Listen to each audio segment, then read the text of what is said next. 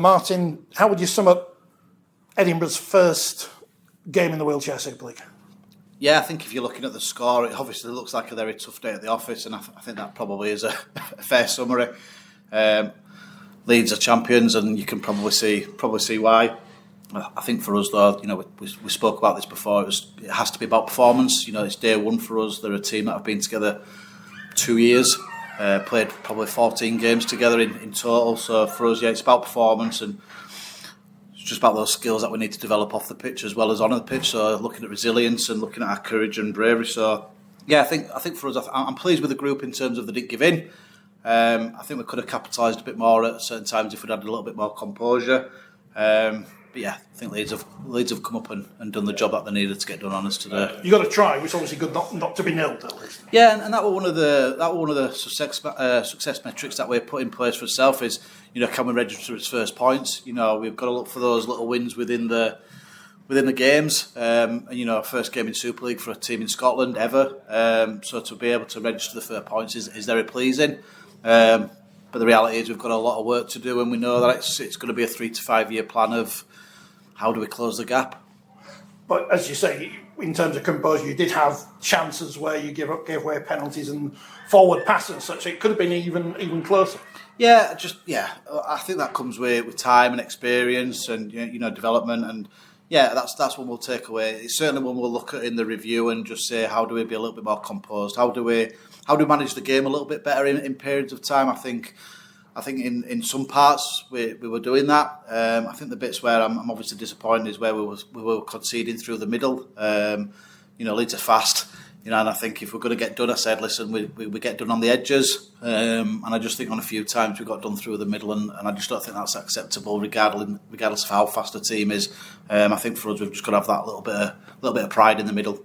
Tough question. Is it about sprint training or whatever, just to try and find that speed from somewhere? Yeah, I just think for us, if you look at the as I say, we've had 13, 14 games. I think if you just look at being able to retreat and get back the 4 metres and get back, and then if teams are if I've got to quick play the ball and they're just they're rapid, and then you're on the back foot. So I think there's a few things for us that to look at. That whole what does our defence pattern look like in terms of when we're taking the tag versus when we're retreating. So yeah, listen, lots of fix up, but listen, I'm not going to be too disheartened. We were really realistic about where we are.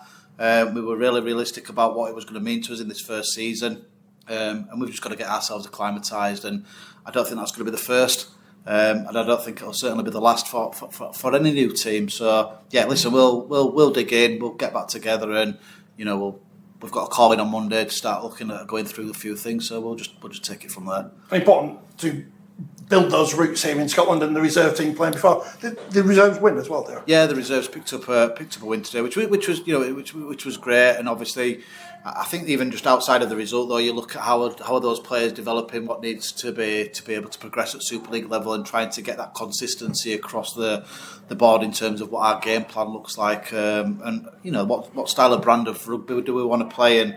And I think we've got to then look at that of going, are we able to play that brand of rugby in parts versus if we just look at the scores, which probably outsiders will, but for us we have to look at so much more and actually understand what that actually means and how we continue to look for those continuous improvements. And before I forget, 2 female captains, one on each side today as well. Yeah, so our club captain Conor Blackmore, his fiancée had a baby son this morning at 3:30.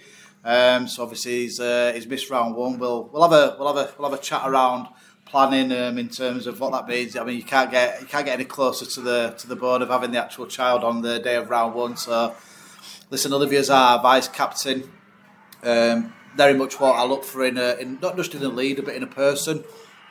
She's very focused, very committed, spends a lot of time outside of the game making sure she's developed herself as a leader, both physically and mentally, and I think she stepped up and led the team.